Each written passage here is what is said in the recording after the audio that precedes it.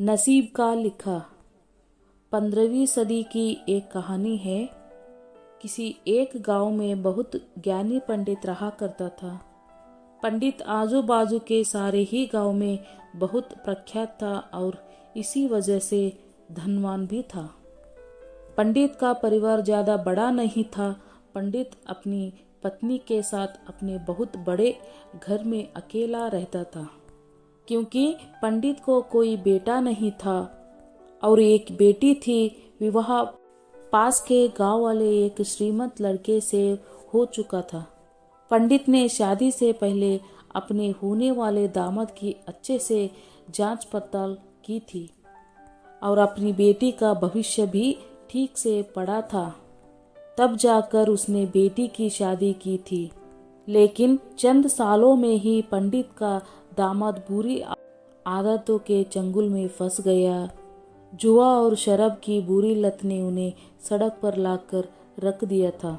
अपने बेटी की ऐसी दुर्दशा देखकर पंडित की पत्नी काफी दुखी होती थी और अक्सर पंडित को कहा करती थी, तुम जाकर उनकी मदद कर आओ। पंडित हमेशा अपनी बीवी को ये कहकर उनकी मदद करने के लिए मना कर देता था कि अभी कुछ समय तक उनका बुरा वक्त चल रहा है।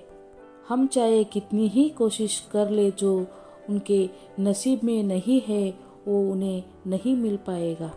पंडित की ऐसी बातों से उसकी पत्नी काफी दुखी हो जाया करती थी और मन ही मन सोचती थी कि कैसा स्वार्थी पिता है, अपनी बेटी को इतने कष्ट में देखकर भी उसकी मदद करने के लिए मना करता है। आखिर भगवान ने जो इतना सारा धन धान्य दिया है उसका क्या करेंगे? हमें कोई और औलाद भी तो नहीं है। ले देकर एक यही बेटी है और उसके लिए भी कुछ नहीं करेंगे तो किसके लिए करेंगे? पंडित ऐसा नहीं सोचता था। ऐसा नहीं है कि पंडित अपनी पुत्री से प्रेम नहीं करता था, लेकिन उसने अपनी पुत्री की कुंडली इतने अच्छे से पढ़ी थी कि और वो ये पहले से ही जानता था कि वो चाहे किसी भी लड़के से शादी करती, लेकिन उसके जीवन में ये समय आने वाला ही था और बिना इसे भुगते उसको छुटकारा नहीं मिलने वाला था। एक दिन खाने पीने के लिए भी मोहताज हो चुके पंडित के बेटी और दामाद उसके घर पर आए। पंडित ने और उसकी बीवी ने दोनों का खूब आदर सत्कार किया और खूब अच्छा खाना खिलाया। बेटी और दामाद की पंडित से सहायता मांगने की हिम्मत ना हुई, इसलिए वो बिना बोले ही वापस अपने घर को लौटने लगे। लेकिन माँ तो माँ होती है। पंडिताइनी से रहा नहीं गया और बिना पंडित की इजाज़त के उसे चोरी छुपे बूंदी के लड्डू बनाकर उसमें सोने के सिक्के रख दिया और बेटी और दामाद को दे दी, ताकि बेटी और दामाद की कुछ आर्थिक सहायता हो सके। पंडिताइनी ये भी जान गई थी कि बेटी और दामाद शर्म के मारे उनसे मदद नहीं मांग रहे थे, इसलिए उसने बेटी और दामाद को भी लड्डुओं में छिपे सिक्कों के बारे में कुछ नहीं बताया। जाहिर सी बात है कि जब वो लोग घर पर जाकर लड्डू खाएंगे तो उन्हें उसमें सोने के सिक्के मिल जाएंगे।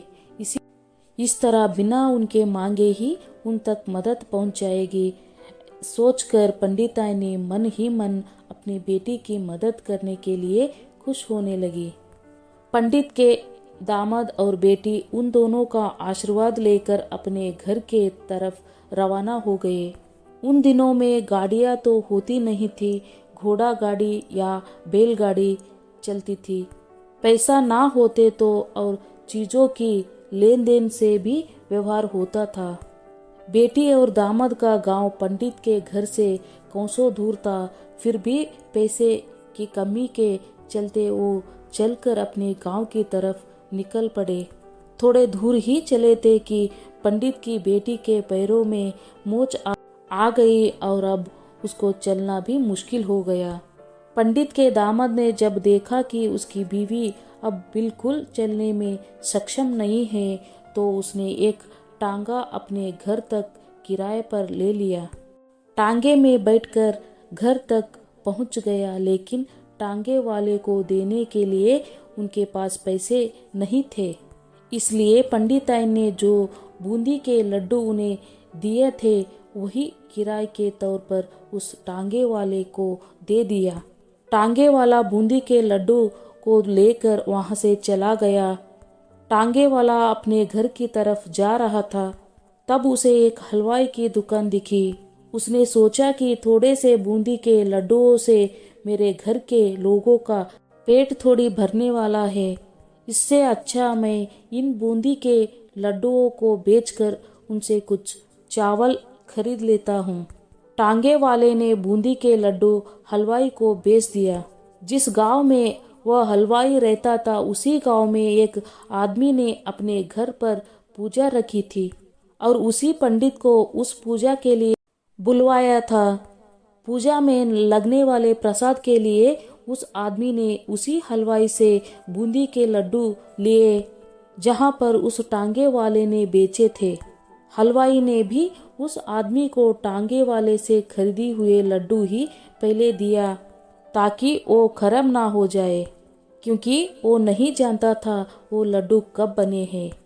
पूजा खत्म होने पर दक्षिणा और बूंदी के लड्डू लेकर जब पंडित अपने घर आए और खाना खाने बैठा तो प्रसाद में लाए बूंदी के लड्डू खाते वक्त लड्डू से सोने का सिक्का निकला।